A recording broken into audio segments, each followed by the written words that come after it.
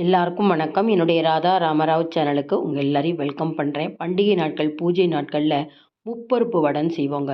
இந்த 3 பருப்புகளையும் ஊற வச்சு நம்ம அரைக்கிறப்ப ஒரே ஒரு டிப்ஸை மட்டும் நீங்கள் ஃபாலோ பண்ணிங்கன்னா, இந்த பருப்பு வடை பொரிச்சு எடுத்தோடனே சரி, இல்லை சூடு ஆறுனதுக்கப்புறம் சாப்பிட்டாலும் அவ்வளோ கிறிஸ்பியாக இருக்கும், அவ்வளோ டேஸ்ட்டாக இருக்கும்.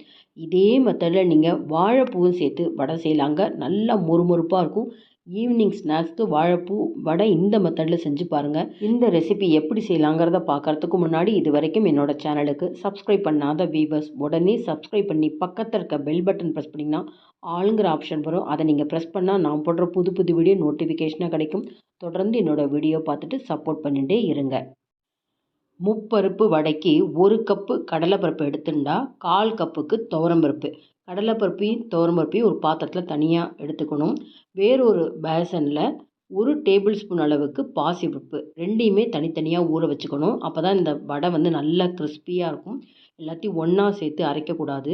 இப்போ இந்த கடலைப்பருப்பு துவரம்பருப்பு நல்லா ஒரு முறை தண்ணியில் சுத்தம் பண்ணியாச்சு. பாசிப்பருப்பையும் நல்லா சுத்தம் பண்ணியாச்சு. ரெண்டுலேயுமே ஓரளவு தண்ணி விட்டு குறைஞ்சது 2 மணி நேரம் நம்ம ஊற வச்சுட்டு அதுக்கப்புறம் வடைக்கு எப்படி அரைக்கலான்னு பார்ப்போம். இப்போ ஊற வச்ச பருப்புகள் தண்ணியை வடிச்சுடலாம். மிக்சி ஜாரில் ஒரு நல்லா 1.5 இன்ச் அளவுக்கு தோல் எடுத்த இஞ்சி, ஒரு ஆறுக்கு கருவேப்பிலை, சின்ன ஸ்பூனெல்லாம் 1/2 டீஸ்பூன் பெருங்காயத்தூள், ஒரு 3/4 டீஸ்பூன் மிளகாத்தூள் சேர்க்குறேன். 3/4 டீஸ்பூன் அளவுக்கு கல்லுப்பு சேர்க்குறேன். நம்ம தேங்காய், பாசி பருப்புலாம் சேர்க்குறப்ப இந்த உப்பு அளவு ரொம்ப கரெக்டாக இருக்கும். பல்ஸ் மோடில் பொடி பண்ணிட்டு வந்துடலாம்.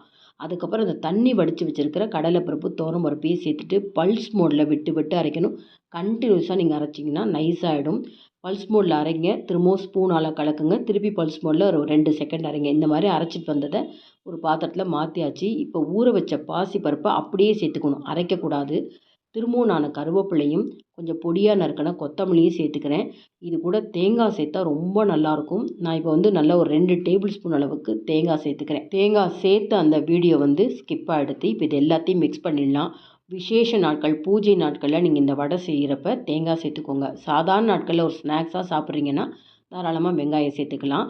பொதுவாகவே பண்டிகை நாட்கள், பூஜை நாட்களில் பருப்பு வடை தாங்க செய்யணும். அதை நீங்கள் வெறும் கடலைப்பருப்பு போட்டு செஞ்சாலும் பரவாயில்ல.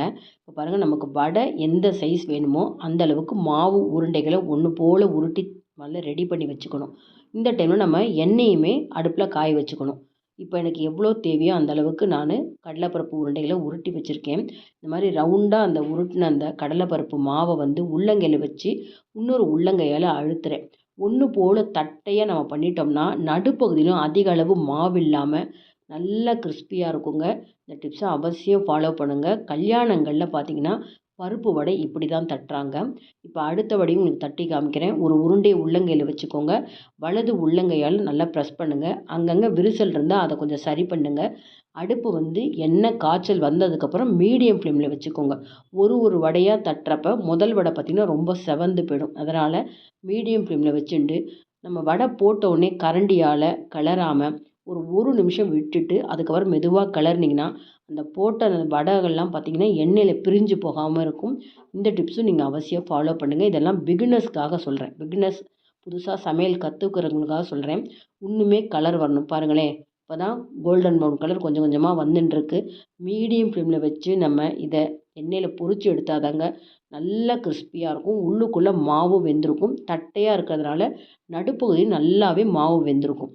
இப்போ நல்ல ஒரு கலர் கிடச்சிருக்கு. தட்டில் போட்டப்பே டங்கு டங்குன்னு சத்தம் கேட்குது. பாருங்கள் வீவர்ஸ், எனக்கு எந்த அளவுக்கு தேவையோ அந்த அளவுக்கு நான் வடை தட்டியிருக்கேன். இன்னும் ஒரு 5-6 வடை போடக்கூடிய அளவுக்கு மாவும் இருக்கும். மேலே அவ்வளோ கிறிஸ்பியாக அந்த பாசிப்பருப்பு பார்த்திங்கன்னா அவ்வளோ முறுமுறுன்னு இருக்குது. பாருங்களேன், தட்டையாக நம்ம இந்த பருப்பு வடை தட்டினனால நடுப்பகுதியில் அதிக அளவு மாவு இல்லாமல் அவ்வளோ கிறிஸ்பியாக இருக்கும். எல்லாருக்கும் ரொம்ப பிடிக்கும். வயசானவங்க உங்கள் வீட்டில் இருந்தாங்க அப்படின்னா இந்த வடையை செஞ்சுட்டு நீங்கள் சூடான ரசத்தில் போட்டுட்டிங்கன்னா அந்த வடை ரொம்ப சாஃப்டாக இருக்கும்.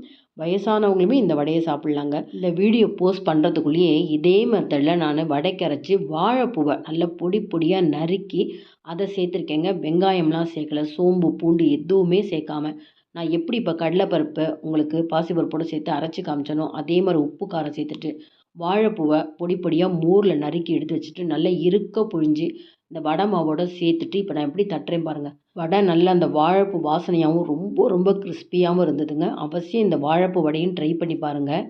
இனிமேல் பருப்பு வடைன்னு செஞ்சாலே பாசிப்பருப்பை தனியாக ஊற வச்சு அரைக்காமல் அப்படியே முழுசாக சேர்த்துட்டு இந்த மாதிரி வடை செஞ்சு பாருங்கள். உங்களுக்கு எல்லாருக்குமே ரொம்பவே பிடிக்கும். இந்த வீடியோ உங்களுக்கு ரொம்பவே யூஸ்ஃபுல்லாக இருந்துன்னு நினச்சிங்கன்னா லைக்ஸ் கொடுங்க. கமெண்ட் பாக்ஸில் உங்கள் கமெண்ட்ஸ் போடுங்க.